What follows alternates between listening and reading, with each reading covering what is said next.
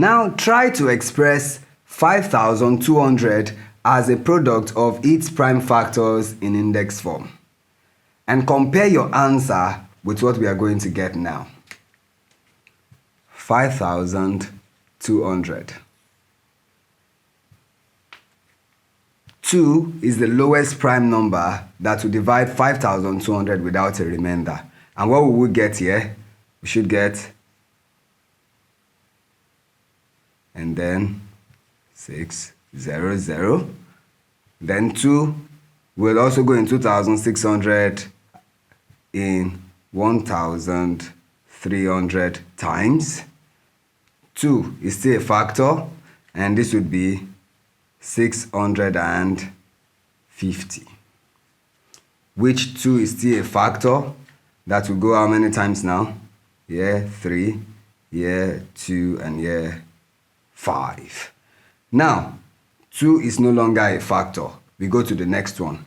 3 would not divide 325 without a remainder. There would be a remainder in that case. So now we go to 5. And 5 will go 65 times. And then 5 again, which would go, in this case, that's 13 times. And then the next prime number that can go in this case, if you try with 2, it's impossible. Try with 3, with 5, then you see that the only number that can divide 13 is 13, because 13 itself is also a prime number divisible by just 1 and itself. And 13 and 13 will just go once. Now let's express 5200 as a product of its prime factors.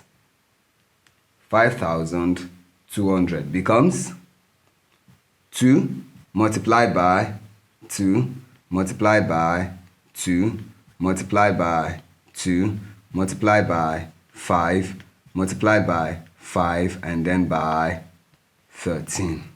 There.